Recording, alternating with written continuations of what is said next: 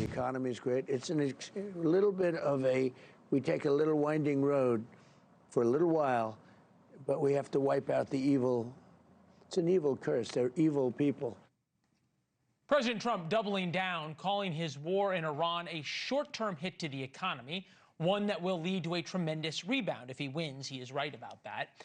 Last night, we broke down how Tehran's threat to choke off the Strait of Hormuz could hit Americans at the pump, already is. Today, Vice President J.D. Vance drew a sharp line in the sand. The reason why gas prices are where they are today is because of Donald Trump's work to get them lower. The gas prices we're seeing today are nothing like what we saw at the peak of the Biden administration because the president has set us up for energy dominance. It's the tale of two economies, right? Trump and Vance on one side, the hair-on-fire media and Democrats on the other. Wall Street's buzzing now about stagflation, warning Iran will drag us back to the 70s. Just look at some of the recent headlines. Back to the 70s. The fashion wasn't very good back then either. Investors brace for a return of stagflation. Stagflation worries fuel global bond rout. Stagflation trades sweep markets as Trump signals widening war. Really? 13 days into this war and we're already bringing back the disco-era panic. Cue the firing squads. You said the numbers. They're all trending down. That brings a very real worry that we might be headed towards stagflation. Gasoline prices have exerted the most immediate impact felt by consumers. You don't have an economy without energy, and it's the same for every country. And so this is a global concern. We've been saying for months that Trump needed a message on affordability, and now he has one. High prices are good.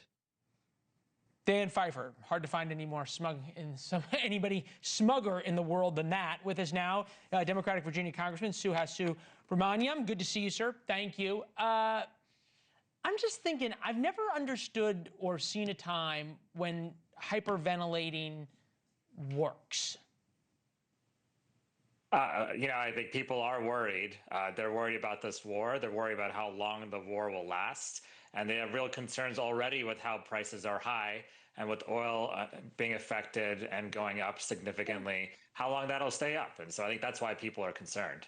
Yeah, I think there's people who are concerned. I think there's certainly a large group of people trying to fuel that concern. That's fair. That's what politics is.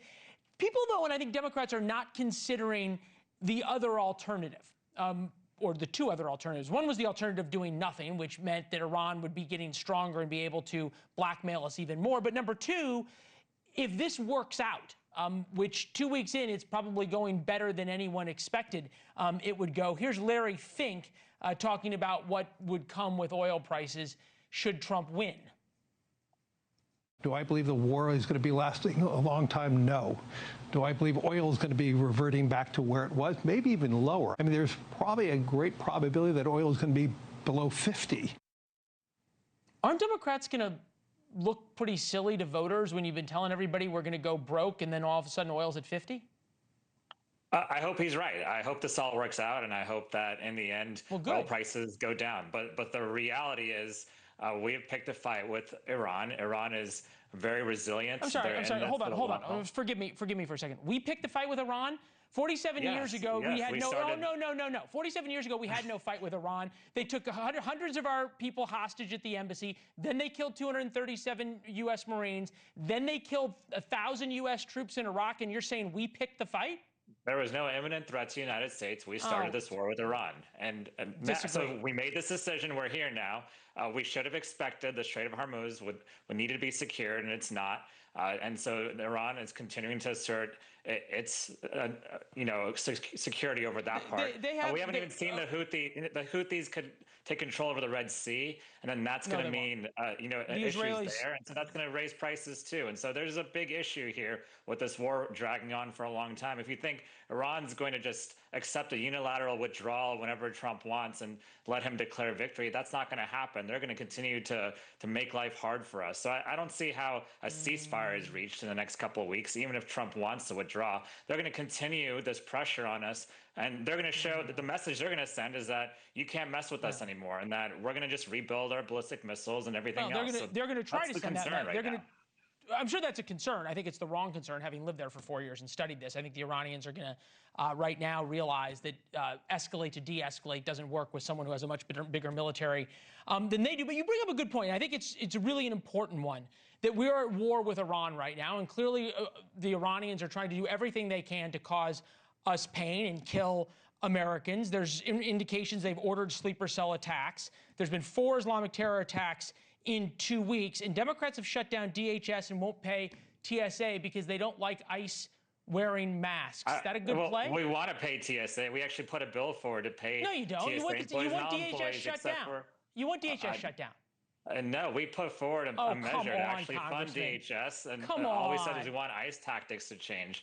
And the Republicans voted that down. They voted it down in the Senate and the House. You cannot sit here and tell me that Democrats who bragged that they were shutting down DHS and defunding DHS now want it funded. Come on. Oh, we're not bragging. We want DHS, we want TSA, we want FEMA, all these agencies. I have employees of these folks in my district. I want nothing more than for them to be able to get paid.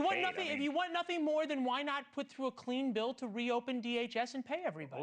We have made very clear what we want out of this DHS funding bill. Right, you're holding your own constituents. You're holding your own constituents. Hold on, let me just ask a question. You're holding your own constituents hostage. Oh, no, that's not true. I mean, the reality is... You just told me it was. No, the reality is what we want is very clear, and even Republicans, some Republicans want it, but their leadership you got Dulles Airport. You got Dulles Airport in spring break travelers. People are going to be waiting in 3 and 4 hour lines. It's worth it because you don't like ICE wearing masks? No, I want them funded. That's very clear, and I made it very clear. No, you also said that on shutdowns we should be paying federal workers. We shouldn't be making federal workers pawns in this. But going back to the original point, the economy is going to continue to hurt as long as we're in this war, and that's why people are bringing up stagflation. Yeah, well, they need to go back to their economic textbooks, but that's fine. Congressman Suhas Subramanyam, have a great weekend. It's always fun to see you on a Friday night. Thank you for watching. Subscribe below and download our NewsNation app right now on your phone, and you will get fact-based, unbiased news for all Americans.